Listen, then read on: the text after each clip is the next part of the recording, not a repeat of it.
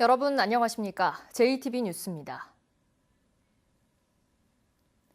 완주군 한우협회 전 지부장이 긴급 지원된 구제역 백신 접종 예산을 개인 통장에 따로 챙겼던 사실이 뒤늦게 드러났습니다. 한우협회는 전 지부장을 제명 처리했고 경찰은 수사에 착수했습니다. 첫 소식 나금동 기자입니다. 완주군이 한우협회 완주군 지부에 구제역 백신 접종비 2,500만 원을 지원한 건 지난 2015년 5월. 구제역으로 전국에서 17만 마리의 소가 살처분되자 30마리 미만 영세 농가를 한우협회가 맡아 접종해달라는 취지였습니다.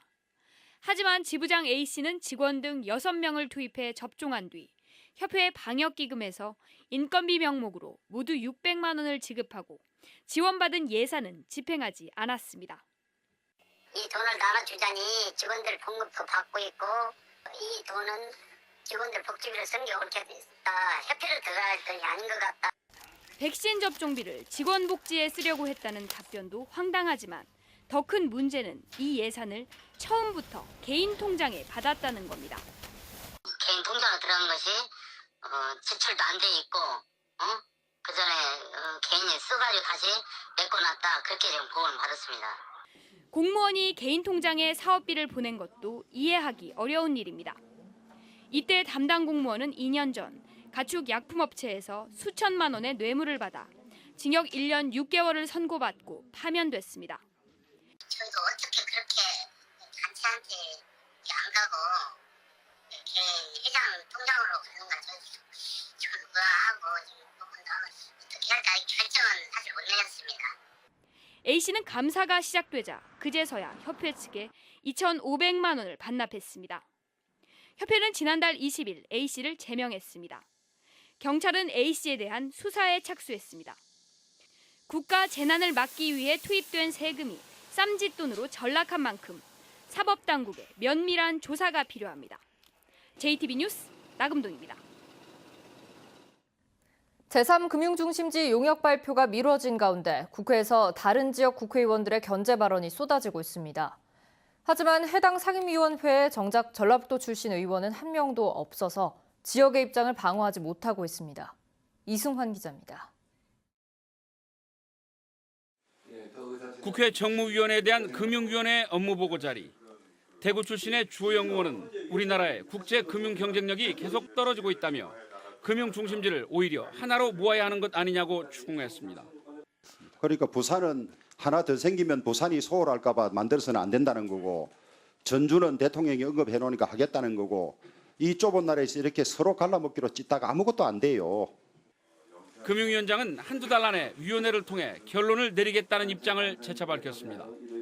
최대한 좀 더 잘 발달될 수 있도록 하고 제3금융화법지 중심지 지정 문제는 어떤 그 위원회에서 잘 논의해 보도록 하겠습니다.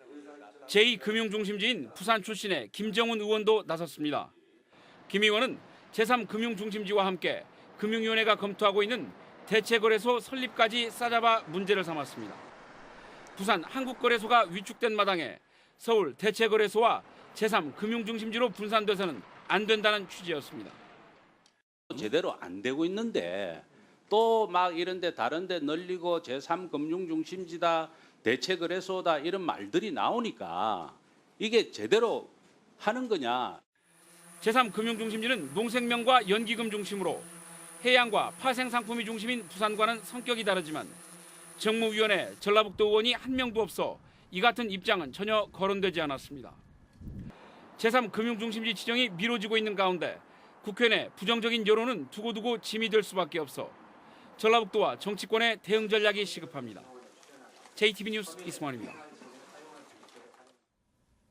임실군이 옥정호에 수상 레저단지를 만들려고 하자 정읍시가 식수원 오염을 주장하면서 몇 년째 갈등을 빚고 있습니다. 중재에 나선 전라북도가 연구 용역을 실시했는데 수상 레저 활동에도 수질은 나빠지지 않는다는 결과가 나왔습니다. 먼저 연구 결과를 권대성 기자가 전해드립니다. 임실군은 상수원 보호구역에서 풀린 옥정호에 수상 레저단지를 만들 계획입니다. 카누와 카약, 수상, 자전거 등을 탈 수 있게 하겠다는 겁니다. 이럴 경우 오염물질은 지금보다 최대 0.08% 늘어난다고 전라북도 의뢰를 받은 연구진은 밝혔습니다. 수질은 현재처럼 7수의 좋음 수준을 유지할 것으로 예측했습니다. 옥정호에 미치는 영향은 미미하다. 전체 부하량을 따서 이렇게 결론이 났고요. 이 부하량을 기준으로 수질 예측을 했을 때 각각의 그 지점별로의 증가되는 것은 거의 영향이 없는 것으로. 연구진은 임실군 유역에서 오염원이 흘러들어와도 정읍시가 물을 끌어 쓰는 칠보 취수구에는 물줄기가 달라 영향을 주지 않는다고 설명했습니다. 정읍시에 옥정호 대신 용담댐 물을 공급하는 연구 결과도 내놨습니다. 정수 또는 원수를 공급하는 3가지 안으로 시설 투자비는 최대 1,600억 원으로 추산했습니다. 반면 정읍시가 옥정호를 지금처럼 식수원으로 쓴다면 취수 안정화를 위해 취수탑 등을 설치하는 방안을 제시했습니다. 일단은 이 갈등을 봉합을 시켜야 되고 없애야 되기 때문에 이 결과를 놓고 저희가 정읍하고 임실하고 지속적으로 협의도 하고. 이번 연구 용역은 옥정호 수면 이용을 두고 갈등하는 임실군과 정읍시의 합의로 전라북도가 1년 3개월간 진행했습니다. JTB 뉴스 권대성입니다. 이처럼 용역 결과가 나오자 임실군은 당장 옥정호 개발에 나서겠다고 밝혔습니다. 하지만 정읍시는 임실군 개발 계획에 반대한다는 입장을 굽히지 않고 있는데요. 옥정호 개발을 둘러싼 갈등이 다시 커질 조짐을 보이고 있습니다. 이어서 송창용 기자입니다. 임실군은 옥정호 수상 레저단지가 수질에 미치는 영향이 거의 없다는 용역 결과를 환영했습니다. 옥정호 상수원 보호구역이 지난 2015년 축소된 뒤에도 개발을 미뤄왔지만 이제 그동안 준비한 사업을 본격적으로 추진하겠다고 밝혔습니다. 그동안에 미뤄졌던 옥정호 개발 사업에 대해서 차분히 준비를 해서 추진을 해나갈 계획이고요. 향후에도 옥정호 수질오염 방지를 위해서 더욱 노력을 할 계획입니다. 정읍시는 용역 결과가 나왔지만 상수원인 옥정호 개발은 신중하게 처리할 문제라고 밝혔습니다. 임실군이 추진하는 수상 레저단지 같은 수면 개발을 반대한다는 뜻을 분명히 했습니다.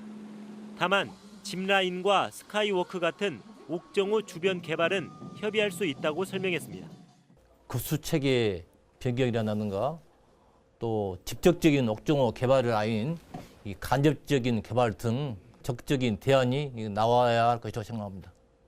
옥정호 개발을 둘러싼 임실군과 정읍시의 갈등은 2015년 옥정호 상수원 보호구역이 대폭 축소되면서 본격화됐습니다. 1년여 뒤 전라북도 중재로 갈등이 잠시 봉합되는 듯 했지만 이번 용역 결과로 다시 커지는 모양새입니다. 갈등을 해소하는 방법 가운데 하나는 정읍시의 상수원을 용담호로 바꾸고 옥정호를 두 시군이 함께 개발하는 것이지만 용역 결과에서처럼 1,000억 원이 넘는 막대한 사업비가 필요해 문제 해결이 쉽지 않을 것으로 보입니다. JTB 뉴스 송창용입니다. 고창의 쓰레기 소각장을 반대하는 주민들이 처음으로 걸기대회를 갖고 본격적인 반대 활동에 들어갔습니다.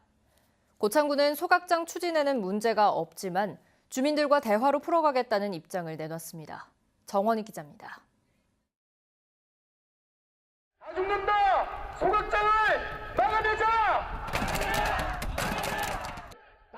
농산일에 바빠야 할 7, 80대 농민들이 군청 앞에 몰려들었습니다. 이들은 고창군이 주민들과 제대로 된 논의 없이 소각장을 추진하고 있다며 목소리를 높였습니다. 위장회의 2번과 공청회 1번으로 인해가지고 약 2달 만에 주민 동의 없이 각 기관 단체장들만의 그 회의를 해가지고 서명 받고 위임을 했다고 해서 또 소각장 공사를 중단한 뒤 원점에서 재검토해야 한다고 주장했습니다. 특히 생물권 보전 지역인 고창의 자연유산을 지키기 위해서라도 더 늦기 전에 고창군이 나서야 한다고 강조했습니다.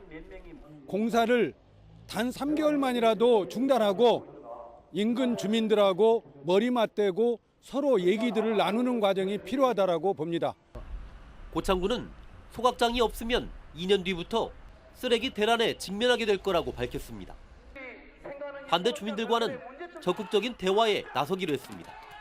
인접 마을 주민들이나 반대하시는 분들의 의견도 귀담아 듣고 있습니다. 그래서 군에서도 대화를 하기 위해서 그런 시기를 조율 중에 있습니다.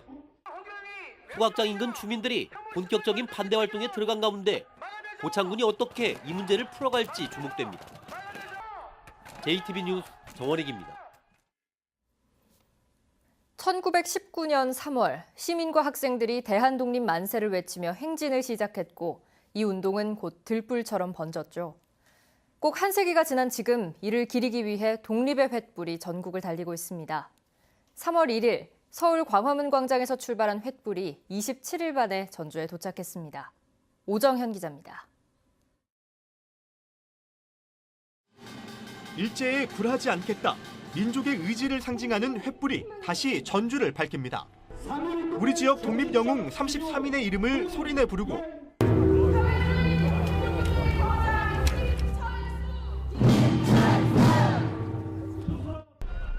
꼭 한 세기 전 그날처럼 전주 도심의 만세 함성이 울려 퍼집니다.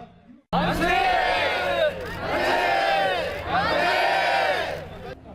횃불과 태극기를 나눠 들고 거룩한 행진이 재현됩니다. 독립운동가 최요한나의 막내딸. 3.13 전주 만세운동에서 어머니가 그랬듯 대열 가장 앞에 섰습니다. 우리 어머니가 100년 전에 독립운동을 하셨던 것이 저로서는 너무나 자랑스럽고 감개무량합니다. 일제에 항거한 선악의 용기가 기전학교 100년 후배는 사뭇 자랑스럽습니다. 저희가 이렇게 지금 주권을 행사할 수 있는 거는 100년 전에 영웅들 덕분에 지금 저희가 이렇게 행복한 삶을 살고 있어서 되게 감사하고. 3월 1일 광화문에서 출발해 전주에 도착한 독립의 횃불은 대전과 청주 등 독립운동 유적지에 불을 밝히고 임시정부 수립일인 다음 달 11일 서울로 돌아갑니다. JTB 뉴스 오정현입니다. 부안군이 7년 만에 농어촌 버스 노선을 개편해 다음 달부터 적용합니다.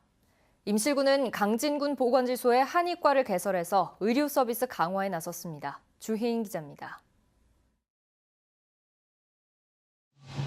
화려한 깃발에 이어 등장한 취타대가 변사또가 남원에 부임했음을 알립니다. 조선시대 신관사또의 부임 행차를 재현한 공연이 남원 광활로원에서 오는 31일부터 시작해 10월까지 이어집니다. 부안군이 7년 만에 농어촌 버스 노선을 개편해 다음 달부터 적용합니다. 부안군은 주산면과 줄포면 노선은 운행 횟수를 23회에서 18회로 줄이고 개화면 하리마을은 8회에서 17회로 늘리는 등 노선별 승차 인원을 분석해 조정했습니다. 7년 만에 개편된 버스 시간표가 빠른 기간 내 정착될 수 있도록 주민 홍보와 더불어 미비점을 보완해 대중교통 편익이 증대될 수 있도록 하겠습니다. 임실군이 강진보건지소에 한의과를 개설하고 진료에 나섰습니다. 임실군 청옥면과 강진군 등 의료 혜택에서 소외된 서부권 주민들의 의료 환경이 개선될 것으로 기대됩니다. 강진군 보건지소에 한의과를 개설하였으니 국민 여러분의 많은 이용 부탁드립니다. 올해로 12번째를 맞는 김제모악산 축제가 다음 달 5일부터 사흘 동안 열립니다. 마실길 걷기와 등반대회, 백일장 등 다양한 프로그램을 마련해 주민들이 참여하는 행사로 꾸며집니다. JTB 뉴스 주혜인입니다.